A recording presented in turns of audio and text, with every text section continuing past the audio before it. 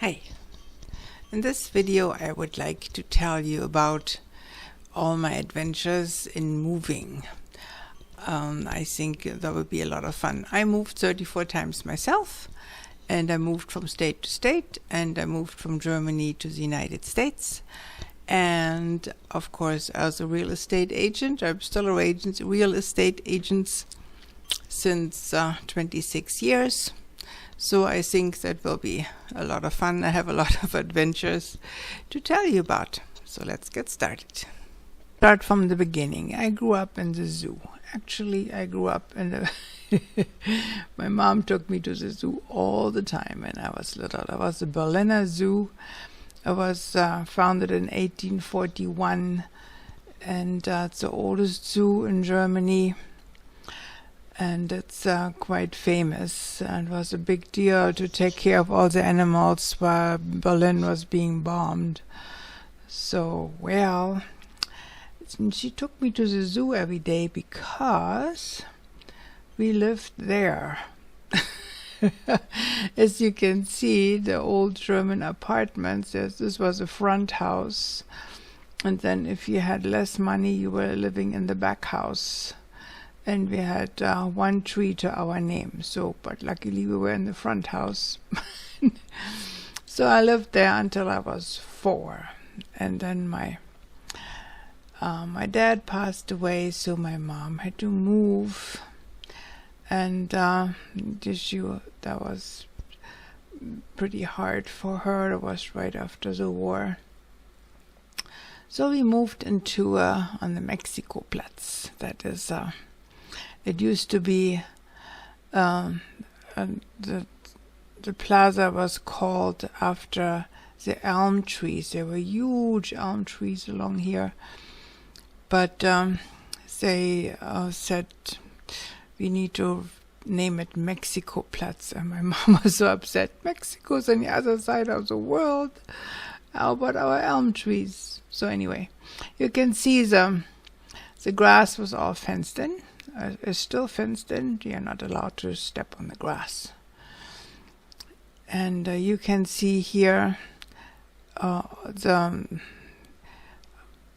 you call this, the road. All these rocks, they were all hammered in by hand. When we first moved there, those rocks had a round head. They were actually called head pavement. They were roundless heads because you kept the carriage above water. So now they had cars. So when I was little, there were a bunch of sweaty guys with a hammer. They hammered each of these rocks in. And same as the sidewalk. Each little rock was hammered in by hand. And so that's still there. So here's the Mexico Platz, all these beautiful apartments, and as you can see, you have more room in the back. I wanted to grow a carrot, but I was not allowed to. Here's the train station. I think I have another picture of it. And so that was quite nice, nice and green and open spaces and people sitting outside. Actually, when I grew up, these little towers with a fence that was all around this little itty bitty piece of grass, and you're not allowed to step on the grass again.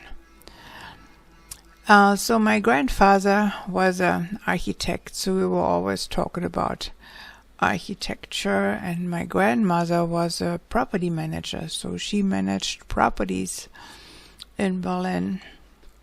So we were always talking about houses and stuff. Oh, here, I just want to show you this. All these little rocks hammered in by hand. I never forget that. That was so impressive. And then this is the middle lane. See, so you know where the middle of the road is. So it's just rocks hammered all in a row. I think that's fascinating. And so when we moved out of there, my mom had to sell all the furniture. My great grandfather, he carved all kinds of furniture dining rooms and music stand, and they all got sold. And we lost our kitty cat. That was sad. But we moved into a newer apartments. And that the interesting part about that, as you can see, I marked this here in red. That used to be the border between East Berlin on the left and West Berlin on the right. And this is still an open space here all along. So they had big watchtowers here. So when my school bus came here, got into the school bus here, and then or not, it was actually just a transit bus. But there were watchtowers all along here, and then if a rabbit ran across this little strip, then the flares went up. So that was when I grew up in Berlin. So I lived there until I was 19, and I had to go to college. There was a business college there. Oh my gosh, they put the screws to you in college and in school. Oh, ever since I got out of school in Germany, I felt like I'm on a big vacation. So then I flew. I flew to Hamburg, and this is a memorial for the Americans flying to West Berlin to feed them after the war, because everybody was starving, and without that air bridge, they called it, I wouldn't be here today. So I got in one of these old planes, this 4-propeller plane. That was, of course, this is a new photo. In the olden days, only the Americans were allowed to fly to Berlin, and so there was an American plane. It was a DC-4. I just wanted to show you the DC-4. So then a new adventure started in Hamburg.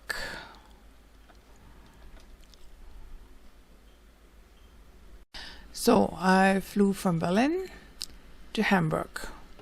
That's Germany right there in the middle. And this is Hamburg.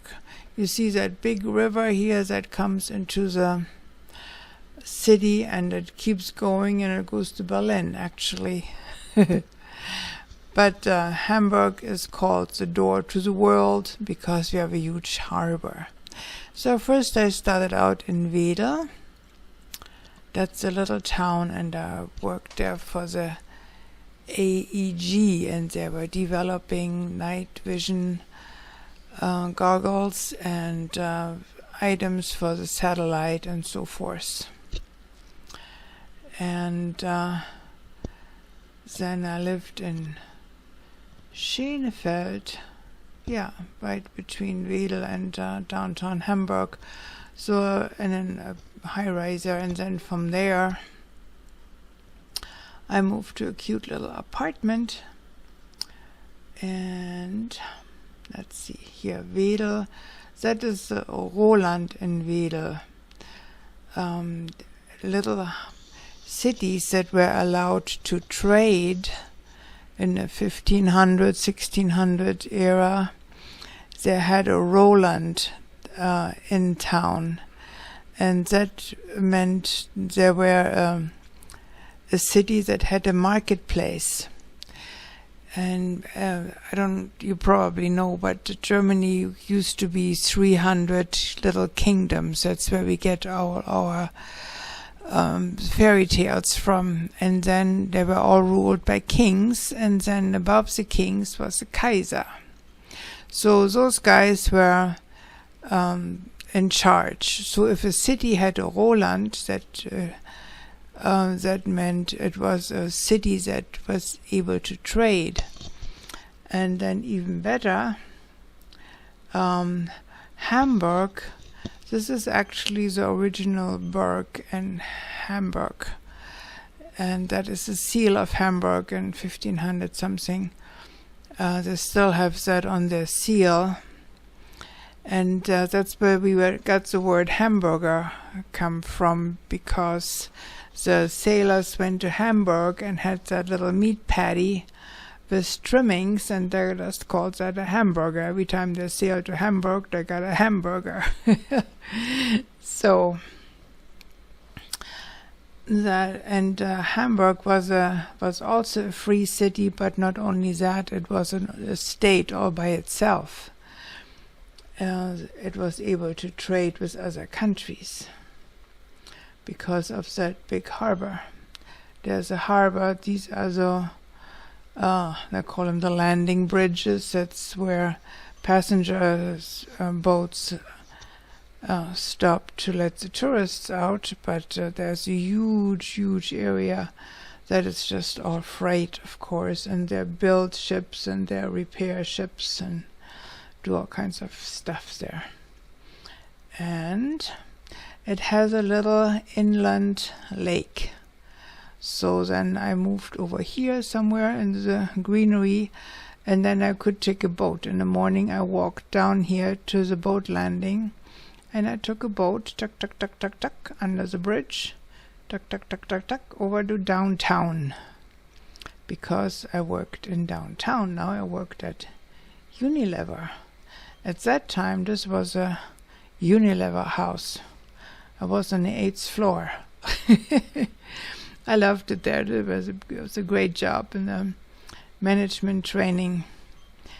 And yeah, but now that's all. I don't know if they tore it down or something else in there, but Unilever moved to the harbor.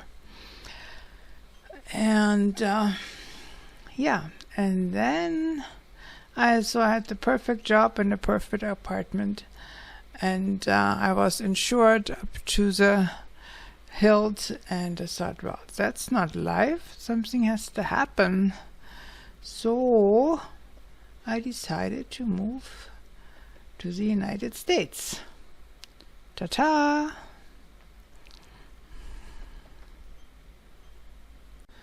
So I quit my job 6 weeks to the end of the quarter, as is customary in Germany. And I booked my flight and flew on New Year's Eve from Germany to the United States, celebrating the New Year's Eve every time zone I flew. That was from 76 to 77. Yeah. And I landed fully equipped. No, just kidding. All I had was a suitcase. And I took the bus from Phoenix to Sedona, which is, of course, had all the nice red rocks that was attractive to me. And at first I rented a little house. It had a lot of roses. It was just beautiful. But I was not allowed to have any pets, but I couldn't resist it. I went and got the kitty cat. And as you know, when you rent stuff, you can't have pets. And I didn't know about that little loophole. If you get a letter from your local doctor saying you need an emotional support animal, then the landlord can't do anything to you. But that was not the case. I didn't know about that. And so I got thrown out from one day to the next. And I got myself a tent and camped out and right here in front of those rocks. At that time, there was no park there. Right now, there's a park and you got to pay $5 to go there. But at that time, it was just a nice place on the beach. And next door was a little ranch and a beautiful swimming hole. And so I just crawled through the fence and went to the swimming hole. And until I found a rental right there on Red Rock Crossing. And I had to get across this little river to get to my mailbox. And this is Oak Creek Canyon. And so I was desperately trying to learn English. I was taught English in school, but coming over here and trying to understand anybody is a whole different story. So I read a bunch of sunset magazines and cut out the recipes and was just hoping for the best to learn as I go along. Did a little bit of paperwork for a restaurant, but I ran out of money. So, So after about a year, at the end of 77, I think, I went to Los Angeles. Yeah, this river is just so beautiful. I really liked it. I was walking. It's so hot over there. I just walked in the river sometimes and fun stuff. So then, Sedona has a little shopping center. It's called Tlaquepaque. And if you ever get to Sedona, you got to go in there. Little art studios and nice restaurants, and it's a really cool place.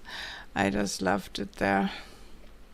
So anyway, I went to Los Angeles, and I was trying to make my real estate license, but I had to give the book back to the teacher. I said, I don't understand. I can't get it.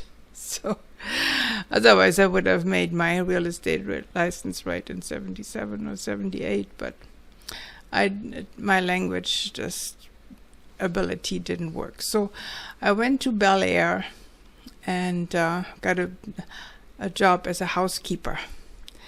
And that poor woman was explaining how to work the washing machine. And then, did you understand? I said, no. So it was a major, minor disaster. But I had a good time there. They had a swimming pool in the back, and it was nice. And on the weekend, they gave me a little Mercedes Sport like this one. Exactly like this one. Same color and everything. So I was all over Los Angeles with that, and that's how I found my husband, with whom I had 4 children. So let's continue the saga. So at any rate, I did make my real estate license, and I wrote a bunch of books which you can read for free on my website, rogueriverrealestate.com. And if you need a realtor that's worth its salt, give me a call, send me an email, or better yet, just move to Oregon. So hopefully I'll see you here soon. See you in the next Part 2 Real Estate Adventures.